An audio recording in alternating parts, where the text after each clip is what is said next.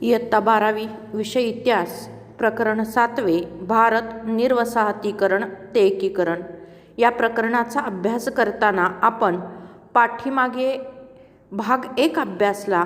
त्यामध्ये जुनागड आणि हैदराबाद मुक्तीसंग्रामाची माहिती घेतली. या दुसऱ्या भागामध्ये आपण काश्मीर, दादरा व नगर हवेली, गोवा आणि पुदुच्चेरी या भागाचा अभ्यास करणार आहे. सर्वप्रथम आपण अभ्यास करूया काश्मीर समस्या. भारत स्वतंत्र झाल्यावर भारत आणि पाकिस्तान यापैकी कोणत्याही एका देशात सामील न होण्याचा निर्णय जम्मू काश्मीरचे संस्थान प्रमुख राजा हरिसिंग यांनी घेतला होता. काश्मीर पाकिस्तानात सामील करून घेण्याचा पाकिस्तानचा मानस होता. यासाठी पाकिस्तान हरिसिंगावर दडपण आणू लागले. 22 ऑक्टोबर 1947 रोजी या संस्थानावर पाकिस्तानी सीमेवरील सशस्त्र टोळ्यांनी आक्रमण केले. दोन्ही देशापासून आपले स्वतंत्र अस्तित्व राखू इच्छिणाऱ्या राजा हरिसिंग यांनी काश्मीरच्या संरक्षणासाठी भारताकडे लष्करी सहकार्य मागितले. 27 ऑक्टोबर 1947 रोजी राजा हरिसिंग यांनी आपले संस्थान भारतात विलीन करण्यास परवानगी दिली. भारत सरकारकडे त्यांनी आपला सामीलनामा सुपूर्द केला. अशा प्रकारे काश्मीर भारतात विलीन झाल्यानंतर भारतीय लष्कर काश्मीरच्या रक्षणासाठी गेले. लष्कराने काश्मीरचा मोठा भाग घुसखोरांच्या हातून परत मिळवला. काही भाग मात्र पाकिस्तानच्या ताब्यात राहिला. जानेवारी 1948 मध्ये भारताने काश्मीरचा प्रश्न संयुक्त राष्ट्रसंघात नेला. दोन देशांमधील काश्मीरच्या या वादास आंतरराष्ट्रीय स्वरूप प्राप्त झाले. अलीकडील काळामध्ये जम्मू काश्मीरचे 2 केंद्रशासित प्रदेश म्हणून विभाग केले आहेत.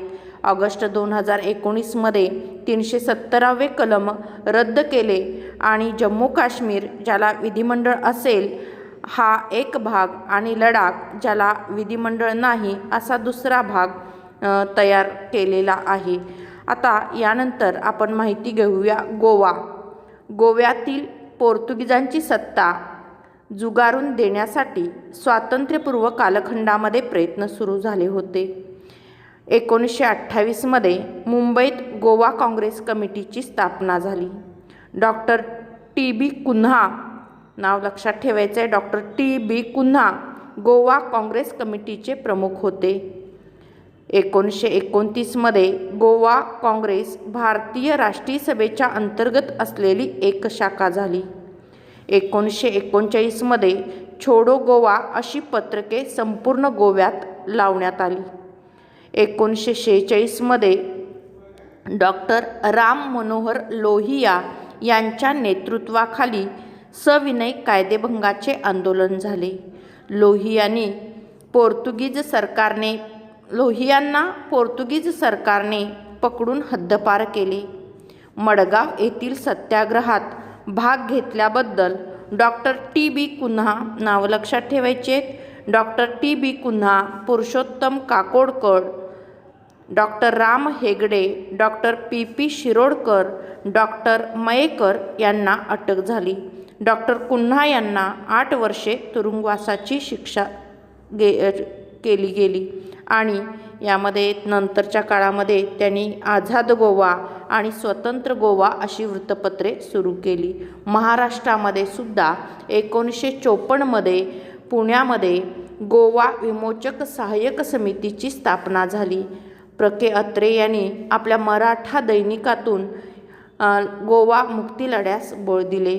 मोहन रानडे यांचे सुद्धा योगदान महत्त्वपूर्ण असलेले दिसून येते. 19 डिसेंबर 1961 रोजी गोवा भारतीय संघराज्यात सामील झाले. गोव्याचे 450 वर्षाचे पारतंत्र्य संपुष्टात आले. यानंतर आपण अभ्यासतोय पॉंडिचेरी. भारत स्वतंत्र झाला त्यावेळी पुदुच्चेरी किंवा पॉंडिचेरी भाग जो आहे हा फ्रेंचांच्या ताब्यात होता. पुदुच्चेरी येथील कामगार नेते व्ही. सुब्बय्या यांच्या नेतृत्वाखाली लोक संघटित झाले. त्याची दखल घेऊन भारत सरकारने फ्रान्स सरकारकडे पुदुच्चेरी भारताला परत करण्याची आग्रही मागणी केली. जून 1948मध्ये दोन्ही सरकारमध्ये करार होऊन पुदुच्चेरीच्या विलिनीकरणाचा निर्णय घेण्यात आला. सन 1949 ते 50मध्ये सार्वमताद्वारे चंद्रनगर भारतात विलीन झाले. पुढील काळामध्ये 1 नोव्हेंबर 1954 रोजी भारताला या सगळ्या फ्रेंच वसाहतीचा ताबा मिळालेला आहे. 1962मध्ये या कराराला म्हणजे अर्थात भारत आणि फ्रेंच यांच्यामध्ये जो काही उभय करार झाला त्यामध्ये फ्रान्सच्या संसदेने मान्यता दिल्यानंतर 1963मध्ये पुदुच्चेरी हा केंद्रशासित प्रदेश बनलेला आहे. अशा प्रकारे म्हणजे भारतीय चे निर्वसाहतीकरण ते एकीकरण होत असताना प्रधानमंत्री पंडित नेहरू, सरदार वल्लभभाई पटेल यांच्या पुढाकाराने हे संस्थान जे आहेत संघराज्याचे घटक बनलेले आहेत आणि संपूर्ण भारताची एकीकरणाची असणारी प्रक्रिया जी आहे ही पूर्ण झालेली दिसून येते. धन्यवाद.